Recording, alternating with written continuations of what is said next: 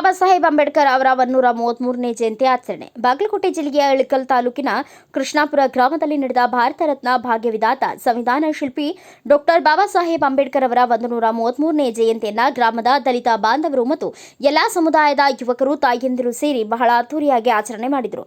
ಈ ಕಾರ್ಯಕ್ರಮದಲ್ಲಿ ಉಪನ್ಯಾಸಕರಾಗಿ ಆಗಮಿಸಿದ್ದ ಶ್ರೀಮತಿ ಪ್ರಿಯದರ್ಶಿನಿ ಆಮದಿಹಾಳ ಅವರು ಮಾತನಾಡ್ತಾ, ಡಾಕ್ಟರ್ ಭೀಮರಾವ್ ಅಂಬೇಡ್ಕರ್ ಅವರು ಭಾರತೀಯ ನ್ಯಾಯಶಾಸ್ತ್ರ, ಅರ್ಥಶಾಸ್ತ್ರಜ್ಞ, ರಾಜಕಾರಣಿ ಮತ್ತು ಸಮಾಜ ಸುಧಾರಕರಾಗಿದ್ದರು ಮತ್ತು ಅಸ್ಪೃಶ್ಯತೆ ವಿರುದ್ಧ, ಸಮಾಜ ತಾರತಮ್ಯದ ವಿರುದ್ಧ ಹೋರಾಟ ಮಾಡಿದರು ಮತ್ತು ಮಹಿಳೆಯರ ಹಕ್ಕುಗಳನ್ನು ಸಹ ಸಿಗುವಂತೆ ಮಾಡಿದ್ದಾರೆ. ಕಾರ್ಮಿಕ ಅವರು ಸ್ವತಂತ್ರ ಭಾರತ ಮೊದಲ ಕಾನೂನು ಮಂತ್ರಿ ಮತ್ತು ಭಾರತದ ಸಂವಿಧಾನ ಸ್ಥಾಪಿಸಿದವರು ಎಂದು ತಿಳಿಸಿದರು. ನಂತರ Sharanappa Amadihala doctor B R Ambedkar Dalit ಹಿತರಕ್ಷಣಾ ವೇದಿಕೆಯ ಅಧ್ಯಕ್ಷರಾದ ಅವರು ಮಾತನಾಡಿ, ಡಾಕ್ಟರ್ ಬಿ ಆರ್ ಅಂಬೇಡ್ಕರ್ ಅವರು ನಮಗೆ ಕೊಟ್ಟಂತಹ ಕೊಡುಗೆ ಒಂದಲ್ಲ ಎರಡಲ್ಲ, ಇದು ಒಂದು ವಿಶ್ವದ ಅತಿ ದೊಡ್ಡ ಮರ. ಇದು ವಿಶ್ವದ ಎಲ್ಲ ಜನರಿಗೆ ನೆರಳು ನೀಡಿದ ಮರ. ಡಾಕ್ಟರ್ ಬಾಬಾ ಸಾಹೇಬ್ ಅಂಬೇಡ್ಕರ್ ಅವರ ಮಾರ್ಗದರ್ಶನದಲ್ಲಿ ನಡೆದರೆ ನಮಗೆ ಯಾವ ಕೊರತೆಯಾಗುವುದಿಲ್ಲ ಮತ್ತು ಮುಂದಿನ ದಿನಮಾನಗಳಲ್ಲಿ ಇನ್ನೂ ಹೆಚ್ಚಿನ ಪ್ರಮಾಣದಲ್ಲಿ ಜನರು ಸೇವೆ ಮತ್ತು ಅದ್ದೂರಿಯಿಂದ ಬಾಬಾ ಸಾಹೇಬ್ ಅಂಬೇಡ್ಕರ್ ಅವರ ಜಯಂತಿಯನ್ನು ಅದ್ದೂರಿಯಾಗಿ ಆಚರಿಸೋಣ ಎಂದು ಹೇಳಿದರು. ಪ್ರಜಾಪ್ರಭುತ್ವ ವ್ಯವಸ್ಥೆ ಇತ್ತು. ಆತ ಕೂಡ ಸಮಾಜವನ್ನು ಹೆಕ್ಕೊಂಡು ಹೋದ ಬುದ್ಧ ಅಂದ್ರ ಅಲ್ಲಿರ್ತಕ್ಕಂಥ ಅಸಮಾನತೆಯನ್ನು ಹೋಗಲಾಡಿಸ್ಲಿಕ್ಕೆ ಎಲ್ಲರಿಗೂ ಅವಕಾಶ ಕೊಟ್ಟ. ಪ್ರಜಾಪ್ರಭುತ್ವ ಅಂದ್ರೆ ಎಲ್ಲರಿಗೂ ಅವಕಾಶ. ಗಂಡು ಹೆಣ್ಣು, ಕರ್ಗ ಬೆಳಗ, ಮೇಲು ಕೀಳು, ಕನಿಷ್ಠ, ಉಚ್ಚ ನೀಚ ಯಾವುದು ಇಲ್ಲ ಅಂತ ಸಮಾನತೆ ಕೊಡ್ತೈತಲ್ಲ, ಅದು ಪ್ರಜಾಪ್ರಭುತ್ವ. ಆ ತತ್ವದ ಅಡಿಯೊಳಗಿನ ಬುದ್ಧ ಬಹಳ ಚಂದ ಒಂದು ವ್ಯವಸ್ಥೆಯನ್ನು ತಗೊಂಡು ಬಂದಿದ್ದ.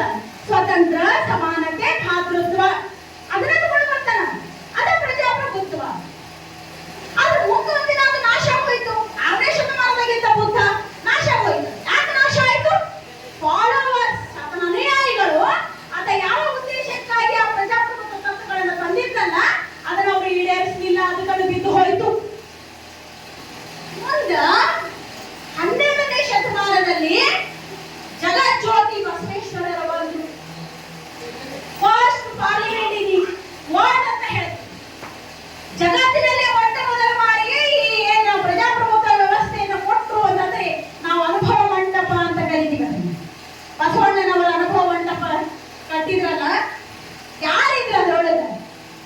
ಗೌಹರ ಕಕ್ಕಯ್ಯ ಇದ್ದ, ಬಾದಾರ ಚನ್ನಯ್ಯ ಇದ್ದ, ಐಲಕ್ಕಿ ನಕ್ಕಮ್ಮ ಇದ್ದು, ಮಡಿವಾಳ ಮಾಚಿದೇವ ಇದ್ದ, ಸಮಗಾರ ಹರಳಯ್ಯ ಇದ್ದ, ಯಾರಿದ್ರು? ಅಕ್ಕ ಮಹಾದೇವಿ ಇದ್ಲು. ಎಲ್ಲರೂ ಅವರು ಯಾವ ಕೆಲಸ ಮಾಡ್ಕೊಂಡು ಇರ್ತಿದ್ರಲ್ಲ, ಆಯಾ ಕೆಲಸದವ್ರಿಗೆ ಎಲ್ಲಾರು ಕರ್ಕೊಂಡು ಬಂದು ಅನುಭವ ಮಂಟಪವನ್ನ ಕಟ್ಟಿದ್ರು ಬಸವಣ್ಣ. ಆ ಅನುಭವ ಮಂಟಪದೊಳಗೆ ಎಲ್ಲಾ ಅವಕಾಶಗಳನ್ನ ಅವರಿಗೆ ಮಾತನಾಡೋಕ ಅವಕಾಶಗಳಿಗೆಲ್ಲ ಕೊಟ್ಟರು ಬಸವಣ್ಣ. ಅದಕ್ಕೆ ವಿಶ್ವಗುರು ಆಗ್ಯಾರ. ಇವತ್ತು ವಿಶ್ವಗುರು ಅಂತ ಹೇಳ್ತೀವಿ ಅವರನ್ನ. ಆದ್ರೆ ಅವತ್ತು ನಾವು ಅವ್ರನ್ನ ಒಪ್ಕೊಳ್ಳಿಲ್ಲ. ಎಂಥ ಮಾನವೀಯತೆ ಇತ್ತಂದ್ರ ಬಸವಣ್ಣನವರ ಮಾನವೀಯತೆ ಸಂವಿಧಾನದ ಅಡಿಯಲ್ಲಿ ಇವೆಲ್ಲ ಬರ್ತಾವ. ಅದಕ್ಕೆ ಮಾತನಾಡ್ತಾ ಇದ್ದೀವಿ. ಎಂಥ ಮಾನವ ಧರ್ಮ, ದೈವೀಯ ಧರ್ಮದ ಮೂಲ ಅಂತ ಹೇಳ್ತಾರ ಅವರು. ಎಂಥ ಮಾನವೀಯತೆ ಇತ್ತು. ಸಮಗಾರ ಹರಳೆಗೆ ಜಪ್ತಿ ಮಾಡಿಕೊಟ್ಟ ಕಾಲ ಹಾಕೊಳ್ಳಿಲ್ಲ. ಅವರು ತಲೆ ಮೇಲೆ ಹೋಗ್ಕೊಂಡ್ರು. ಅಂತ ಕರಡಿ ಎದುರು ಬಂದಿರೋ ಬಸವಣ್ಣ ಶರಣ್ರಿ ಅಪ್ಪ ಅಂತ ಜನ ಅಂದ್ರ ಶರಣು ಶರಣಾರ್ಥಿ ಅಂತಿದ್ರು. ಶರಣು ಶರಣಾರ್ಥಿ. ಆ ಧನ್ಯವಾದಗಳನ್ನ ವಾಪಸ್ ನಾನು ನಿಮಗ ಅರ್ಪಿಸ್ತೀನಿ ಅಂತ ಹೇಳ್ತಕ್ಕಂಥ ದೊಡ್ಡ ಮನಸ್ಸು ಬಸವಣ್ಣನವರು. ಇವನಾರವ ಎನ್ನದಿರಯ್ಯ ಅಂತ ಹೇಳಿ ನಾವೇನ್ ಮಾಡ್ತಾ ಇದ್ದೀವಿ? ಮೊದಲು ಮಾತಾಡ್ಸೋದ ನೀ ಯಾರು ಅಂತ ಈಗ ನಡೆದಿದೆ. ಅಂಥ ಬಸವಣ್ಣನನ್ನೇ ನಾವು ಒಪ್ಕೊಂಡಿಲ್ಲ ಒಂದು ಕಾಲಕ್ಕೆ. ಪಡಿಲೇಬೇಕು, ಕಡ್ಡಾಯವಾಗಿ ಪಡಿಲೇಬೇಕು, ಕಡ್ಡಾಯ ಶಿಕ್ಷಣವನ್ನು ಪಡಿಲೇಬೇಕು. ನೋಡ್ರಿ, ಸಂವಿಧಾನ ಅಂಬೇಡ್ಕರ್ ಅವರು ಯಾವುದೇ ಒಂದು ಜಾತಿಗೆ ಮೀಸಲಾಗಿ ಬರ್ದಿಲ್ಲ, ಬರೀ ದಲಿತರಿಗೆ ಬರ್ದಿಲ್ಲ ಸಂವಿಧಾನ ಅವರು. ಒಬ್ಬ ಮಹಿಳೆ ಯಾವ ಜಾತಿಯ ಮಹಿಳೆಯಾಗಿರ್ಬೋದು ಅವರು, ಅವ್ರಿಗೆ ಮೀಸಲಾತಿ ಇದೆ ಸಂವಿಧಾನದಲ್ಲಿ. ಒಬ್ಬ ಅಂಗವಿಕಲ ಯಾರಾಗಿರ್ಬೋದು ಅವರು, ಅವ್ರಿಗೆ ಮೀಸಲಾತಿ ಇದೆ ನಮ್ಮ ಒಂದು ಸಂವಿಧಾನದಲ್ಲಿ. ಕೆಲವೊಂದು ತಿಳ್ಕೊಂಡ್ಬಿಡ್ತಾರೆ, ಸಂವಿಧಾನಪ್ಪ ಅಂದ್ರೆ ಅವ್ರಿಗೆ ಅಷ್ಟೇ ಬರ್ದಿದ್ದಾರೆ, ನಮ್ಮ ಎಸ್ಟಿಗೆ ಅಷ್ಟೇ ತಂದು ಕೊಡ್ತಾರೆ ಅಂಬೇಡ್ಕರ್, ಅವ್ರು ಅಷ್ಟೇ ಅವ್ರನ್ನ ಪೂಜೆ ಮಾಡೋಕೆ ತಿಳ್ಕೊಂಡಿದ್ದಾರೆ. ಅದೇ ಬೇಕು. ಬಾಬಾ ಸಾಹೇಬ್ ಒಂದ ವ್ಯಕ್ತಿ ಎಲ್ಲವರು ಅವರು ವಿಶ್ವ ಜ್ಞಾನಿ.